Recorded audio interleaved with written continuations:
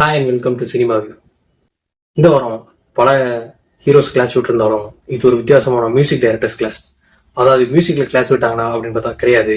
ரெண்டு பேரும் மியூசிக்கை விட்டுட்டு படம் நடிக்க வந்து அதில் கிளாஸ் விட்டுருக்காங்க. அந்த மாதிரி நாம இப்போ ஃபர்ஸ்டா பார்க்க போறது விஜய் ஆண்டனியோட ரோமியோ. அப்போ எனக்கு ஓகே.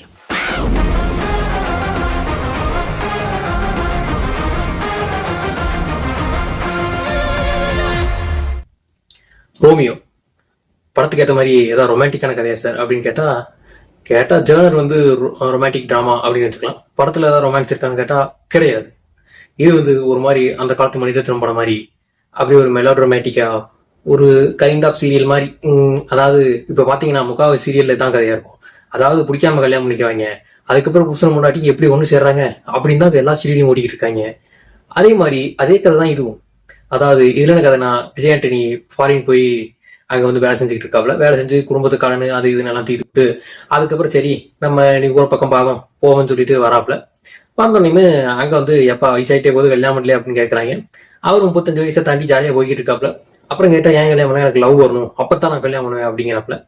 அதுக்கப்புறம் வழக்கம் போல ஹீரோயினை பார்த்தோன்னா ஒரு லவ் வந்துருதான். ஆனா ஹீரோயின் பார்த்தா என்ன மூட்ல இருக்காங்கன்னா, நான் பெரிய வெண்ணையாய் சாதிச்சுட்டு தான் நான் வந்து அடுத்த கட்டத்துக்கு ஏதாவது பண்ணுவேன் அப்படின்னு இருக்காங்க. ஹீரோயின் வீட்டுல வந்து சப்போர்ட் பண்றது இல்ல.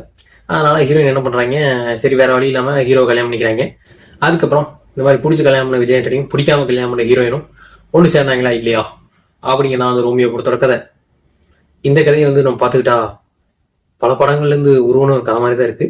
பட் ஆனா சீனு ஸ்கிரீன் பிளே அதெல்லாம் வந்து கொஞ்சம் டிஃப்ரெண்டா இருந்தது அப்படின்னு சொல்லலாம். விஜய் ஆண்டனி கேரக்டர் பார்க்கும் போதெல்லாம் இது ஒரு விக்ரமன் கைண்ட் ஆஃப் ஹீரோ அப்படிங்கிற மாதிரி இருக்கும். அதாவது என்னன்னா, விக்ரமன் சார் படத்தெல்லாம் பார்த்துக்கிட்டீங்கன்னா ஹீரோஸ் அநியாயத்துக்கு நல்லவங்களா இருப்பாங்க. இந்த மாதிரி ஒரு ஆட்கள் வந்து இந்த பூமியில பிறந்திருக்க வாய்ப்பே இல்லை அப்படின்னு வந்து எல்லாரும் சொல்ற அளவுக்கு ரொம்ப நல்லவங்களா காட்டுவாங்க.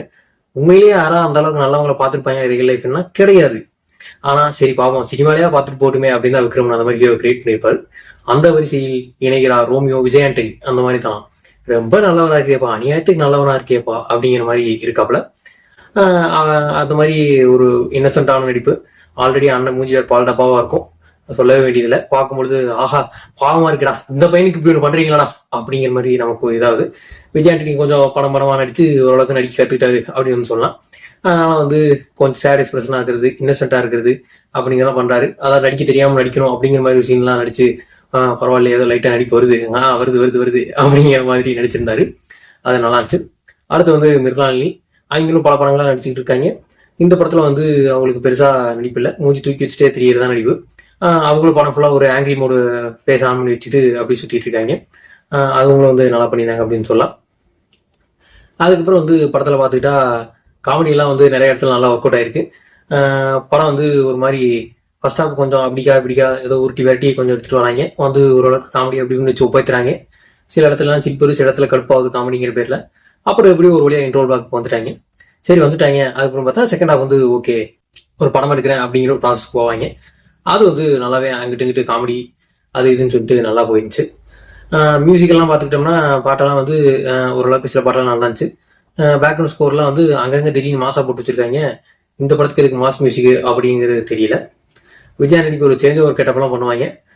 அப்படியே பார்க்கும்பொழுது பார்த்தீங்கன்னா பிச்சைக்காரன் படத்துல பண்ண மாதிரியே ஒரு சீனா இருந்தது. ஒன்னே மிஸ் ஆயிடுச்சு, பிச்சைக்காரன் அப்படிங்கிற பிஜிஎம் மட்டும் அந்த சீன்ல இல்ல. அதுக்கு பதிலாக விக்ரம் பட டயலாக ஆரம்பிக்கலாங்களா அப்படின்னு வச்சு மாத்திருப்பாரு. பரவாயில்ல. அதுலயும் வந்து கெட்டப் சேஞ்ச் பண்ணுவீங்க. கெட்டப் சேஞ்ச் தான் ஒண்ணு இல்லைங்க, இசை நாடி வலிச்சிருப்பாரு. வல்ல எனக்கு அப்படித்தான் நினைக்கிறேன். அந்த மாதிரி வந்து பண்ணோன்னே பார்க்க கொஞ்சம் நல்லா இருப்பாரு. அதெல்லாம் வந்து நல்லாச்சுன்னு சொல்லலாம். அதுக்கப்புறம் அந்த கூடவே சுற்றுவாங்க ஒரு 4-5 ஃப்ரெண்ட்ஸு. அவங்க காமெடி பண்ணுறங்கிற பேரில் ட்ரை பண்ணுவாங்க. அதெல்லாம் ஒர்க் அவுட் ஆயிருக்கும். விடிவி கணேஷுக்கு வந்து பெருசாக ரோல் வந்து கிடையாது. அவர் வந்து படத்தில் எதுக்கு வந்தாருன்னு கேட்டிங்கன்னா ஹீரோ கூட சும்மா சுற்றிக்கிட்டு இருப்பாரு. அதுக்கு தான் அவர் கூப்பிட்டு வந்திருக்காங்க. அப்புறம் யோகி பாபு வேஸ்ட் பண்ணிட்டாங்க. அதை வந்து அவர் பேசின அந்த 4 டைலாக விடிவி கணேஷ் வச்சு பேச வச்சிருக்கலாம். இருந்தாலும் யோகி பாபு போட்ட படத்துக்கு யாரும் க்ரௌட் வரும்னு சொல்லிட்டாங்க என்னன்னு தெரியல. அவரை தேவையில்லாமல் கேஷ் பண்ணி வச்சிருந்தாங்க. படம் வந்து பார்த்துக்கிட்டா ஒரு மாதிரி வந்து கொஞ்சம் நல்லா ஸ்டார்ட் ஆகும் டிஃப்ரெண்டா. அப்புறம் கொஞ்சம் நடுவில் ஏதோ பாய போட்டு படுத்துருச்சு. அதுக்கப்புறம் இன்டர்வல் பிளாக்ல கொஞ்சம் ஒரு ட்விஸ்ட் வச்சிருந்தாங்க. அதுக்கப்புறம் செகண்ட் ஹாஃப் வந்து ஏதோ அங்கிட்டு கயிறு பிடிச்சி இழுத்து எப்படி தள்ளிட்டு வந்துட்டாங்க அப்படின்னு சொல்லலாம்.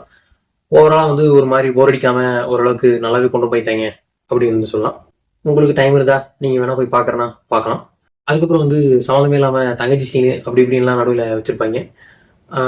அது இந்த கதைக்கு தேவையில்லை. அவர் வந்து ஏதோ மெர்சல் வெற்றிமாறன் மாதிரி நடுவில் ஃபிளாஷ் கட்லாம் வருது அவருக்கு.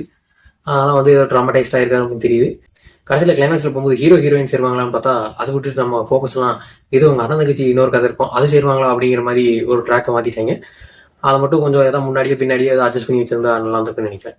இந்த படத்துக்கு என்னோட ரேட்டிங் வந்து 6/10. இந்த வீடியோ பிடிச்சிருந்தா லைக் பண்ணுங்க, ஷேர் பண்ணுங்க, கமெண்ட் பண்ணுங்க, சப்ஸ்கிரைப் பண்ணுங்க. மறக்காம கீழே இருக்கிற பெல் பட்டனை தட்டி விட்டுடுங்க. தேங்க்ஸ் ஃபார் வாட்சிங்.